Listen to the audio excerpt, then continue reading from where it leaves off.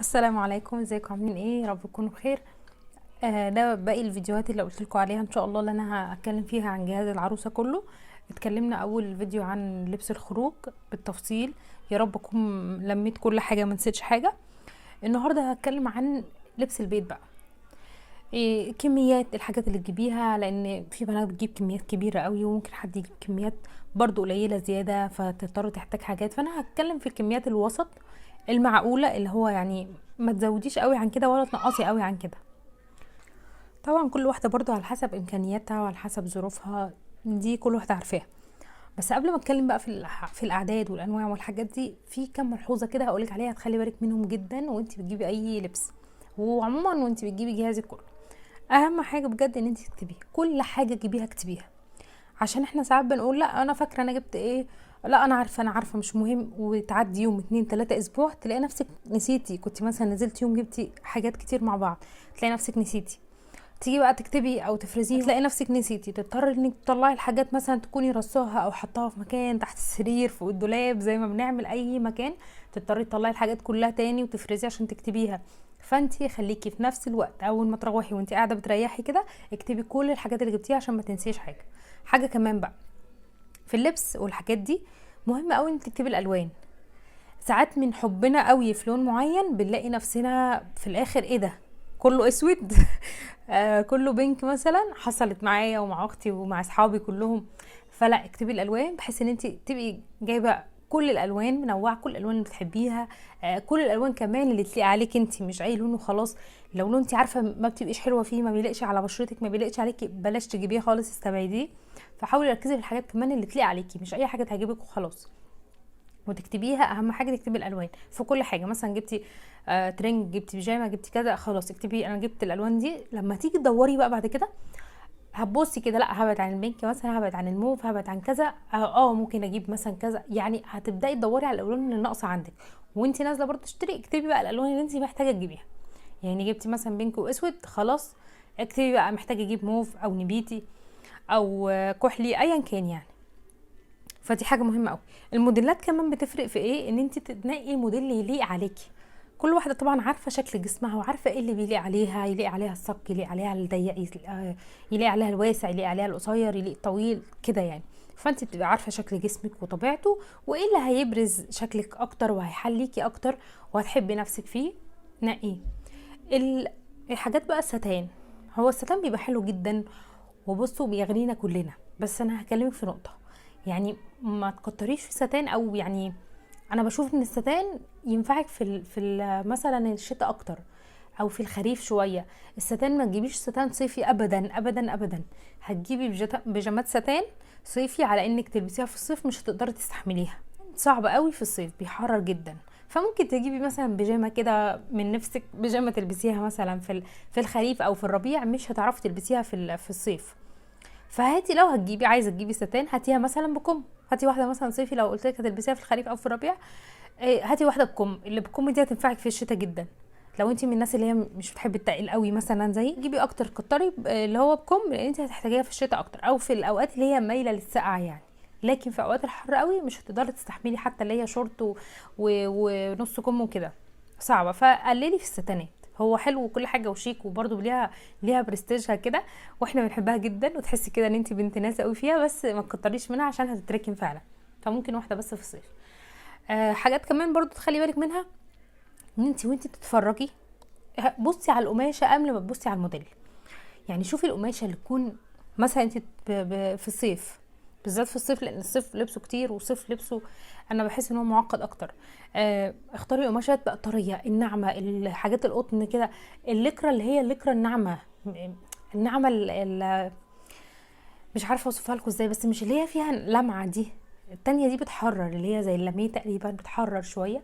لا، اختاري الحاجات الناعمه، القطن كده، الحاجات المريحه، اللي هي زي قماشات الكاشات مايو والحاجات دي. الحاجات دي بتبقى مريحه جدا في الصيف، وبتلبسيها كتير، وهتلاقي نفسك مش عايزه تلبسي غيرها. لكن هتلاقي بقى نفسك جايبه مثلا حاجات شكلها حلو قوي، بس قماشتها رخمه، قماشتها خشنه، او تقيله، محرراكي، خانقاكي. اسمها صيفي، وهي مثلا نص كم او قط او كده، هي المفروض صيفي، بس محرراكي جدا، مش مستحملاها على جسمك. فركزي في الحاجات دي، ركزي في القماشه قبل الموديل. ده مهم جدا لان احنا بنتغر ساعات بالاشكال. حاجات بقى تانية ان انتي برضو تركزي في الحاجات العملية اكتر. يعني هتجيبي كام طقم كده، مثلا جيبه، هوت شورت، مش عارفه ايه الحاجات دي، بس ما تخليش كل لبسك كده. محتاج برضو ان انت تركزي في حاجات عمليه اكتر. احنا كلنا وقعنا في الغلط ده، ان احنا جبنا لبس كتير قوي حلو وكل حاجه، بس مش مناسب مثلا انت تقعدي بيه قدام حد، مش مناسب ان انت تستقبلي بيه ضيوف، مش مناسب، يعني فاهميني؟ اكيد البنات فاهميني يعني. مش مناسب للحاجات دي، فلا هاتي ده وده، نوعي، اكتبي الحاجات اللي انت تجيبيها عشان تبقي فاكره. مثلا جبت كام بيجامه اهو، شورتات، اكتبيهم. خلاص بقى اجيب حاجات بناطيل، اجيب حاجات ايه اللي هي محترمه شويه اقابل بيها الناس يعني. دي حاجه مهمه قوي. وانتوا برضو بتجيبوا الصيفي او الشتوي، انت مثلا الهدوم عموما بنجيبها اخر حاجه عشان الموديلات وكده، فطبعا هتجيبيهم اخر صيف. مثلا اخر صيف قبل ما تتجوزي يبقى اخر شتاء انت هتتجوزي، يعني ايه اخر حاجه خلاص في اخر الموسم. هاتيهم كمان في اخر موسم خالص في التصفيات، يعني خلاص هو الصيف، احنا دلوقتي يعتبر بدأ التصفيات بتاع الصيفي. هتجيبي الحاجات اللي هي الصيفي لان بيبقى موديلات لسه جديده. انت مثلا هتتجوزي خلاص بعد الشتاء ولا حاجه، او هتتجوزي مثلا على اول الشتاء، هتجيبي بقى الحاجات بتاع التصفيات دلوقتي. هتلاقيها رخيصه جدا وهيفرق معاكي، لان انت هتجيبي كميه، انت مش رايحه تجيبي مثلا بيجامه ولا حاجه، لا انت هتجيبي عدد، فهيفرق معاكي قوي في السعر. وفي نفس الوقت هي موديلات نفس السنه، يعني انت مش هتجيبي موديلات قديمه ولا حاجه. فركزي في الموضوع ده بالذات اكتر بقى كمان الشتوي، لان الشتوي اصلا غالي جدا، الترنج لوحده بيعمل رقم كبير. فلو جبتي الشتوي في تصفيات الشتاء بتبقى حلوه جدا وبتفرق معاكي قوي قوي. فبتبقى محظوظه اللي بتلحق التصفيات بتاع الشتاء او الصيف. ساعات بتتجوزي مثلا في نص الموسم فما تلحقيش، فتضطري تجيبي الحاجه غاليه. برضو من الحاجات اللي تركزي فيها ان انتي تركزي في حاجه بقى هتحصل بعد الجواز. انا مش هفضل كده انا هحمل وبطني هتكبر وممكن اتخن، ممكن افشول، ممكن ما اتخنش، بس انتي مجرد ما بتحملي مش هتستحملي اي حاجه ضيقه على بطنك. يعني انتي ما تخنتيش، في ناس كتير عادي ما بتتخنش في الحمل، بس انتي مجرد اصل هما في بنات بتبقى فاهمه ان انا طبعا لما اتخن بقى ولسه لما بطني تكبر اخر كام شهر. لا، انتي من اول شهر او من تاني شهر مش مستحمله حاجه ضيقه على بطنك اصلا، انتي لسه رفيعه كل حاجه بس مش مستحمله قست الجامد على بطنك. عايزه حاجات واسعه، عايزه حاجات زي الكاشات مايو كده مثلا، واسعه وفضفاضه. لو انتي في شتاء لازم تكوني عامله حسابك في حاجات واسعه، او جليب بتاع البيت ضروري جدا جدا هتحتاجيها. عشان انا اتسوحت في الشتاء دي، كنت حامل في الشتاء وكمان اخر حملي كان شتاء اكتر، فكنت تعبانه جدا وقعدت بقى اشحت من هنا ومن هنا يا رب يا جماعه والنبي الاقي عندي جلابيه. لا، خدت بقى من اختي واحده ومن اختي التانية 2 ومن واحده صاحبتي ومش عارفه ايه، عماله لما الم اي حاجه لاني برضو ما سمعتش كلام ماما وما رضيتش اجيب جلابيه. قلت لا ما بلبسهمش واعمل بيهم ايه، وما بحبهمش، مش هلبسهم ومش هجيب حاجه ما البسهاش. وفضلت منشفه دماغي، لقيت نفسي لا فعلا اضطريت ان انا اقعد اشحت. لان انا برضو كان رقم يعني هيبقى مبلغ كبير ان انا مثلا هشتري 5 جلاليب شتوي او حاجه. برضو اقل حاجه مثلا اقل واحده من 250 ولا حاجه، الشتوي بقى اللي هتدفي شويه، ده اقل رقم. طب هجيب، مش هقدر ان انا اجيب كده، فاضطريت بقى اخد من هنا على هنا على هنا لحد ايه ما خلصت الكام شهر دول. فانت اعملي حسابك في كده. سواء حملتي في الشتاء او صيف هتبقي محتاجه حاجات واسعه، مش عايزه حاجه خانقاكي، مش عايزه حاجه على بطنك، مش مستحمله اصلا البنطلون ايا كان. فحاولي تجيبي شويه حاجات كده، مش كل الحاجات طبعا هتجيبيها كبيره واسعه، شويه حاجات كده واسعه، شويه جليب، كاشات مايو بقى على قد ما تقدري كتري. اكتر حاجه عمليه في الدنيا كلها. البيجامات برضو او الحاجات دي طالع موضه اصلا الوان سايز، اللي هو الفري سايز قصدي، واسع جدا، اللي هو بيبقى شكله اكنه مبهوأ علينا، ده بيبقى حلو جدا في الحمل، ده احلى حاجه في الدنيا.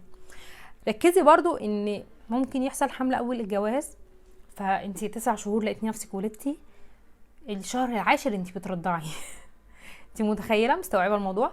فركزي برضو ان انتي يبقى عندك كذا حاجه بسوسته وبزراير عشان تعرفي تستخدمي في الرضاعه، بدل ما تلاقي نفسك راكنه الحاجه. الرضاعه بتقعد اقل حاجه 1.5 سنة، راكنه لبسك كله 1.5 سنة عشان مش عارفه تلبسيه. فدي تقريبا يعني الحاجات اللي تخلوا بالكم منها قوي وانتوا بتجيبوا الحاجه. الحاجات بقى اللي انا كاتباها دي يعني انا كاتبه ارقام كده ايه يعني تقريبيه، ممكن حد يكون عايز يجيب اكتر شويه بس ما تكتريش قوي عن كده. يعني انت مثلا في مقدرتك ان انت تجيبي اكتر حته او 2 عن دي، ما تكتريش عن كده، لان فعلا بعد كده بيجيلك موديلات بتتغير، بتبقى عايزه نازل موديلات جديده وانت مستحرمه ان انت عندك اصلا كتير لسه ما اتلبسش، فليه اركن حاجات ما البسهاش؟ اكيد هيجي عليا وقت هشتري تاني وتالت ورابع، وكل ما هيجي مناسبه عايزه اشتري حاجه جديده. احنا مش هنبطل شراء يعني، فاهمني؟ فما تكتريش عن كده. انا مش عارفه انتوا شايفين كويس المكتوب ولا لا، بس انا هقراه. وبرضه يعني هحاول اكتب الحاجات دي في صندوق الوصف تحت، عشان لو واحده عايزه تكتبهم كلهم على بعض تكتبهم بسهوله عندها. اول حاجه طبعا ست بيجامات بنص كم، نص كم وبنطلون طبعا مهم قوي، لان لو هتقابلي اي حد، لو عندك اخواتك، عندك قرايبك، عندك مثلا حماتك او كده، تبقي قاعده بحاجه برضو محترمه.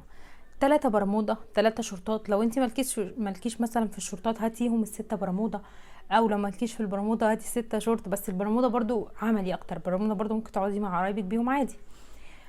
10 بقى ده اقل رقم، كاش مايو، ده اهم حاجه، وانا كاتبه لكم اهم من الجواز نفسه، عشان دي حقيقه مهم جدا جدا جدا، وبتلبسيه كتير بقى، حمل او من غير حمل بتلبسيه كتير جدا في الصيف. فهاتي 10، هما كده كده مش غاليين، بتبقى قماشاتهم حلوه وخفيفه وناعمه كده وحلوه في الحر، ومش مش غالي، فتقدري تجيبي منه كميه. 6 بيضات حماله، دي مثلا ممكن تلبسيها في البيت وممكن تلبسيها تحت الهدوم في الخروج او كده، دي بتبقى عمليه برضو جدا وبتنفعك جدا طول الصيف، تقدري تهلكي فيهم. بناطيل فرداني بقى مثلا 3، اللي هو الشروال او الليجن او ستريتش او جينز، زي ما انت بتحبي تلبسي، بس يعني 3 رقم معقول. 3 عبايات بيت بقى اللي انا اتكلمتكم عليه من شويه، مهمين جدا جدا جدا، زي ما قلت لك، حتى لو مش بتلبسيهم هيجي وقت وتلبسيهم. هيجيلك حد، هيجيلك ضيوف، هيجيلك حماتك، هيجيلك حماكي، هيجيلك اهل جوزك، هيجيلك ناس كتير قوي. حتى لو ما جالكيش حد، هيجي عليكي حمل مثلا، لا هتنفعك جدا جدا جدا، فهاتيهم. طبعا لو بيت عيله هتكتري اكتر بكتير، لو بيت عيله مثلا اقل حاجه 6، لانك هتنزلي بقى كتير وبتاع، فهتبقي محتاجه حاجات كتير تهلكيها في النزول والطلوع وكده. ازاي الصلاه. الاستقبال بقى انا كاتبالك كذا حاجه بقى على حسب انت بترتاحي في ايه. ممكن تجيبي اسدالات استقبال، في اسدالات طبعا بيبقى شكلها شيك قوي وحلوه جدا، وعبايات، ممكن تجيبي دريسات. المهم ان هي حاجه تكون استقبال في البيت. انا مش قصدي العبايات الاستقبال اللي هي المتعارف عليها ترتر وخرز لا، مش قصدي على ده خالص، لا انا قصدي استقبال انك تقابلي بيها حد، تبقي عامله حسابك ان هي شيك شويه. مش اسمها برضو جلابيه بيت يعني، لا، حاجه كده جايلك ضيوف، عازمين حد، او عازمه قرايبك، عازمه حد مثلا اصحاب مثلا تبع جوزك او قرايبه او كده، يبقى لبس كويس. دريسات ممكن من اللي هي العاديه اللي بتبقى منقوشه او كده، بتبقى برضو مش غاليه قوي. المهم انت تجيبي 3 حاجات للاستقبال. الداخلي بقى ممكن 6 و12، ممكن تجيبي 3 اطقم مع بعض، برضو ايه على حسب، بس مش اقل من 6. من 3 اطقم مثلا مع بعض، و12 بنطي ست براهات. برضو الروب بقى 2 روب طويل و2 روب قصير. عايزه مثلا تجيبي واحد منهم ستان، واحد منقوش، واحد قطن كده، شكلي فيهم، ما تخليهمش كلهم اسطمبه واحده. القصير مش ضروري قوي يعني، هو بيبقى بس كده ايه يعني دلع، مش ضروري جدا، لكن الطويل طبعا ضروري لو حد جالك على غفله او كده، فبتقومي لابساه على طول. بس طبعا يعني مش حد ضيوف او حد كده، لا يعني مثلا اختك، حماتك او سلفتك او كده، حد يعني جاي كده بسرعه، فبتقومي ايه لابسه الروب. فالروب الطويل مهم جدا. اللانجري بقى من 15 ل 20، كله على بعض، قصير بطويل بروب ومش بروب، كله من 15 ل 20 واحد، ما تكتريش عن كده.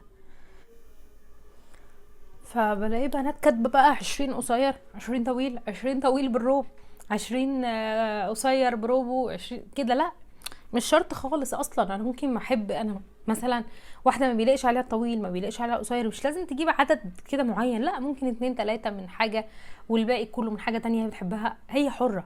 فهو انت 20 شكليهم بقى براحتك، هاتي مثلا 2 بروب، 2 بروب بس قصير، تشكيله بقى براحتك. حاولي نوعي، اكتبي، اعملي كل الالوان، يعني واحد ستان، واحد قطن، واحد كذا، واحد كذا، والالوان زي ما قلت لكم، هاتي كل اغلب الالوان يعني، واكتبي كل الالوان. فهم من 15 ل 20 كله على بعض. برضه هتجيبي مثلا شبشبين حلوين كده للبيت، واحد للاستخدام اليومي اللي هو البلاستيك المريح العادي ده، واحد تاني ممكن يبقى شكله شيك شويه، مثلا لو لابساه حد موجود او كده يبقى شكله لطيف يعني، او لابساه على طقم حلو كده. الشتا طبعا لبس الشتا اقل بكتير، هتجيبي 6 ترنجات شتوي، لان طبعا الترنجات الشتوي، البيجامات الشتوي او الترنجات الشتوي بتبقى غاليه جدا. ف6 رقم كويس قوي قوي. هتشكلي فيهم برضو في اللي هي بتبقى طقم بروب كده قصير، في اللي بيبقى بروب طويل، تشكيله يعني. حاولي شكليهم، في اللي بتبقى قطيفه، في اللي بيبقى ميلتون. شكلي بس زي ما قلت لك ركزي في موضوع السوسته او الزراير، ما يبقاش كله مقفول، يعني خلي واحد مقفول والباقي كله سوست او زراير او كده. في موديلات كتير جدا بالشكل ده. برضو عبايات البيت من 3 ل4، برضو لو بيت عيله هتكتري اكتر 3 ل4. واتكلمنا ان عبايات البيت والله مهمه جدا. 3 دفايات بقى، حلو في الشتاء موضوع الدفايات ده بيبقى حلو. ما تبقاش بتحرر قوي، يعني ساعات بيبقى الشتاء لسه ما شدتش، بتحتاجي الدفايات دي جدا. ف3 دفايات كويس مع ال6 اللي انت هتجيبيها. 4 بديهات او بلوفرات اللي هي بتلبس تحت الهدوم، هيكولات وكده.